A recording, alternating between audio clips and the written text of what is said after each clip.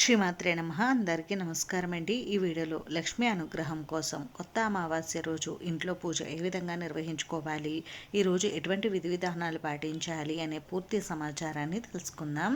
అందుకని వీడియోని ఎక్కడ కూడా స్కిప్ చేయకుండా చివరి వరకు చూడండి. పాల్గొన మాసంలో వచ్చేటటువంటి అమావాస్యని కొత్త అమావాస్య అని పిలుస్తారు. ఈ 2026 సంవత్సరంలో కొత్త అమావాస్య పండుగ 2026 మార్చి 18వ తేదీ బుధవారం రోజు వచ్చింది. ఈ రోజు ఉదయం వేళల్లోనైనా సాయంత్రం సమయంలోనైనా ఇంట్లో పూజ నిర్వహించుకోవచ్చు.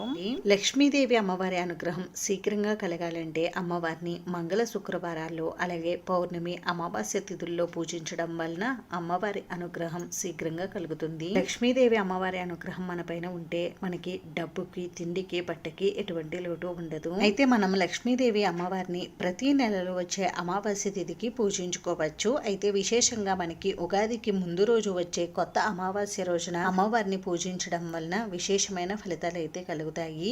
ఈ కొత్త అమావాస్య రోజున లక్ష్మీదేవి అమ్మవారితో పాటుగా కొద్దిమంది తమ గ్రామ దేవతల్ని కూడా పూజించుకుంటూ ఉంటారు. ఈ కొత్త అమావాస్య రోజున గ్రామ దేవతలకు పూజ చేసుకోలేని వారు ఈ విధంగా లక్ష్మీదేవి అమ్మవారికి ఇంట్లో పూజ చేసుకోండి. చాలా మంచి ఫలితాలు అయితే కలుగుతాయి.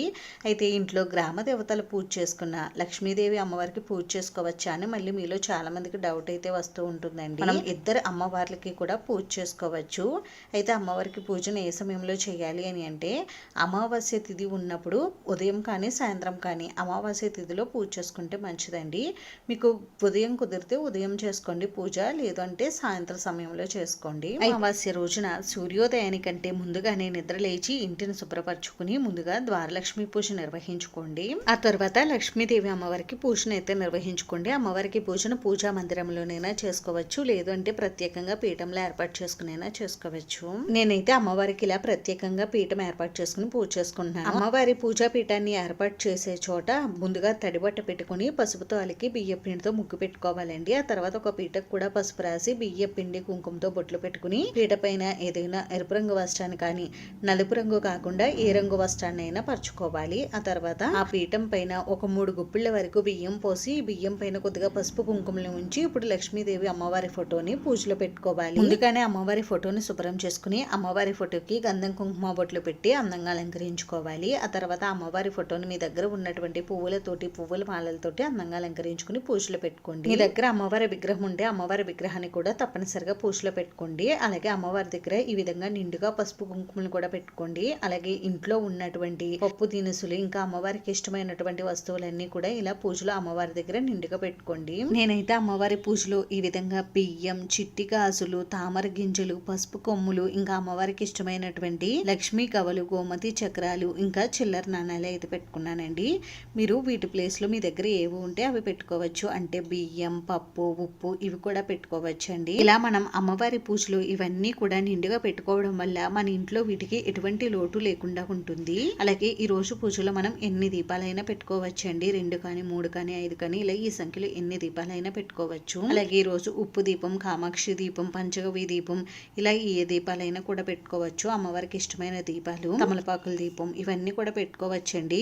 ఈ రోజు అమావాస్య కదండి, బయట మనకి ఎంత చీకటిగా ఉన్నా ఇంట్లో మనకి ఎటువంటి చీకటి లేకుండా మన ఇల్లు ఎప్పుడూ కూడా దీపాల వెలుగులతో కలకల్లాడుతూ ఉండాలి. అందుకని ఈ రోజు పూజలో ఎన్ని దీపాలైనా పెట్టుకుని పూజ చేసుకోవచ్చు. దీపాన్ని లక్ష్మీదేవి స్వరూపంగా అయితే చెప్తారండి. దీపాల వెలుగుల్లో అమ్మవారిని చూస్తారు కాబట్టి ఈ రోజు పూజలో అమ్మవారిని ఈ దీపాల వెలుగుల్లో పూజిస్తే విశేషమైన ఫలితాలు కలుగుతాయి. ఈ రోజు దీపారాధన కోసం ఆవు నెయ్యిని ఉపయోగిస్తే చాలా మంచిదండి. ఆవు నెయ్యి లభించకపోతే నువ్వుల నూనె తీసుకోండి. ఇలా పూజ కోసం అన్ని కూడా సిద్ధం చేసుకున్న తర్వాత ఇప్పుడు ముందుగా మనం దీపారాధన అయితే చేయాలి. అయితే పూజా పీట పైన అక్కడక్కడ కూడా కొద్దిగా జవ్వాది పౌడర్ అయితే వేసుకోండి. ఇలా చేయడం వలన పూజా రూమ్ అంతా కూడా మంచి సువాసన అయితే వస్తూ ఉంటుంది. ఇప్పుడు ముందుగా దీపారాధన అయితే చేయాలండి. దీపారాధన చేసి ఈ దీపాల దగ్గర కొద్దిగా అక్షంతలు, పుష్పాలు సమర్పించి ఈ దీపానికి నమస్కారం చేసుకోవాలి. ఆ తర్వాత ఆచమనం చేసుకుని సంకల్పం చెప్పుకుని పంచపాత్ర గ్లాస్ లో ఉన్న నీటిని పూజా ద్రవ్యముల పైన, మన పైన, ఇంకా పూజకు ఉపయోగించే వస్తువులన్నిటిపైన చిలకరించుకోవాలి. ఇప్పుడు ముందుగా గణపతి పూజను అయితే నిర్వహించుకోవాలండి. మనం ఏ పూజ చేసినా వ్రతం చేసినా మనకి వ్రతము పూజ గణపతికి చేస్తాం కాబట్టి ముందుగా గణపతిని పూజించుకోవాలి. గణపతిని షోడశోపచారాలతో కానీ పంచోపచారాలతో కానీ పూజించుకోవాలి. స్వామివారి శ్లోకాలు, స్తోత్రాలు అన్ని కూడా చదువుకుంటూ స్వామివారికి కొద్దిగా పసుపు, కుంకుమ, గంధం, అక్షంతలు, పువ్వులు సమర్పించి అలాగే ధూపం, దీపం, నైవేద్యం సమర్పించాలి. ఆ తర్వాత స్వామివారికి కర్పూర నీరాజనం సమర్పించి 2 అక్షింతలను పుష్పాలను స్వామివారి పాదాల దగ్గర ఉంచి స్వామివారికి శిరస్సు వంచి నమస్కారం చేసుకోవాలి. ఈ విధంగా చేసుకుంటే గణపతి పూజ పూర్తవుతుంది. ఆ తర్వాత అమ్మవారికి ఒకసారి ధూపం చూపించి 2 అక్షింతలు పుష్పాలు తీసుకుని అమ్మవారి పాదాల దగ్గర ఉంచి అమ్మవారికి ఆహ్వానం పలకాలి. మీరు అమ్మవారికి పంచామృతాలతో కానీ, ఆవు పాలతో కానీ, పసుపు కలిపినటువంటి జలంతో కానీ, కుంకుమ కలిపినటువంటి జలంతో కానీ అభిషేకం చేయాలనుకుంటే చేసుకోవచ్చండి. నేనైతే ఇక్కడ అభిషేకం లాంటివి ఏవి కూడా చూపించడం లేదు. ఇప్పుడు 2 అక్షింతలను పుష్పాలను తీసుకుని అమ్మవారి పాదాల దగ్గర ఉంచి అమ్మవారికి నమస్కారం చేసుకోండి. అమ్మవారికి షోడశోపచార పూజ కానీ, పంచోపచార పూజను కానీ నిర్వహించండి. అమ్మవారికి కొద్దిగా పసుపు, కుంకుమ, గంధం, అక్షింతలు, పువ్వులు సమర్పించి ఆ తర్వాత అమ్మవారి శ్లోకాలు, స్తోత్రాలు అన్నీ కూడా చదువుకుంటూ అమ్మవారిని పుష్పాలతో కానీ, కుంకుమతో కానీ అమ్మవారికి ఎంతో ఇష్టమైనటువంటి మంగళకరమైన వస్తువులు ఉంటాయి కదండి, వాటితో కూడా మీరు అమ్మవారిని పూజించుకోవచ్చు. అంటే చిట్టి గాజులు, లక్ష్మీ గవ్వలు, తామర గింజలు, గురువింద గింజలు, ఇంకా గోమతి చక్రాలు, ఇలా వీటితోనైనా మీరు అమ్మవారిని పూజించుకోవచ్చు.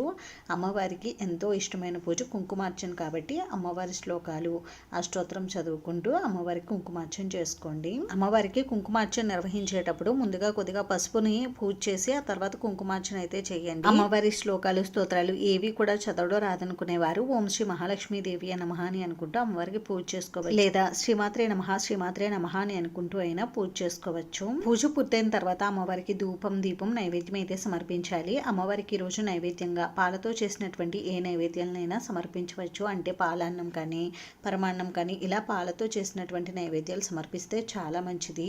ఒకవేళ మేము అటువంటి నైవేద్యాలు ఏమి కూడా తయారు చేసుకోలేమండి అనుకునేవారు ఏవైనా ఫ్రూట్స్ ఉంటే అమ్మవారికి నైవేద్యంగా సమర్పించండి. లేదు అంటే పాలు, బెల్లం ముక్కనే మీరు అమ్మవారికి నైవేద్యంగా సమర్పించవచ్చు. ఇప్పుడు అమ్మవారికి తాంబూలం ఇంకా పూర్ణఫలమైన కొబ్బరికాయని నివేదించి సాంబ్రాణి ధూపం చూపించి కర్పూర నీరాజనం సమర్పించాలి. అమ్మవారికి తాంబూలంగా ఆకు, వక్క, అరటిపళ్ళు, ఇంకా పసుపు, కుంకుమ, గాజులు వీటన్నిటిని కూడా సమర్పించవచ్చండి. లేదు అంటే ఆకు, వక్క, పళ్ళు ఇంకా చిల్లరనానం సమర్పించవచ్చు. ఇప్పుడు 2 అక్షింతలు పుష్పాలు తీసుకుని అమ్మవారి పాదాల దగ్గర ఉంచి అమ్మవారికి శిరస్సు వంచి నమస్కారం చేసుకోండి. ఈ విధంగా అమ్మవారికి అమావాస్య రోజున పూజ నిర్వహించుకోవాలి. కొత్త అమావాస్యనే కాదండి, మనకి ప్రతి నెలలో వచ్చే అమావాస్య తిథి రోజు అమ్మవారికి ఈ విధంగా పూజ చేసుకుంటే అమ్మవారి అనుగ్రహం తప్పకుండా లభిస్తుంది. ఇంక ఈ రోజు ఉపవాసం ఉండాలా అని అంటే ఉపవాసం ఉంటే మంచిదే అండి. ఉపవాసం ఉండలేని వారు అమ్మవారికి పూజ పూర్తయిన తర్వాత మీరు ఆహారం అయితే తీసుకోవచ్చు. అయితే కొత్త అమావాస్య రోజున చాలా మంది నాన్ వెజ్ అయితే తింటూ ఉంటారండి. అంటే గ్రామ దేవతలకి పూజ చేసుకుని నాన్ వెజ్ అయితే తింటూ ఉంటారు. అయితే మనం ఇలా లక్ష్మీదేవి అమ్మవారికి కూడా కొత్త అమావాస్య రోజు పూజ చేసుకుంటే ఈ రోజు నాన్ వెజ్ అయితే తినకూడదు. ఈ అమావాస్య రోజున గ్రామ దేవతని లక్ష్మీదేవి అమ్మవారిని పూజించడం వలన మనకి ఈ సంవత్సరం అంతా కూడా మంచి ఫలితాలు అయితే కలుగుతాయి. అందుకని మన పెద్దలు కొత్త అమావాస్య రోజున గ్రామ దేవతల్ని, లక్ష్మీదేవిని పూజించాలని అంటారు. ఈ రోజున గ్రామ దేవతలను పూజించడం వలన మన ఇల్లు ఎప్పుడూ కూడా చల్లగా ఉంటుందని, పిల్లలకు ఎటువంటి అంటువ్యాధులు రాకుండా అమ్మవారు కాపాడతారని అంటారు.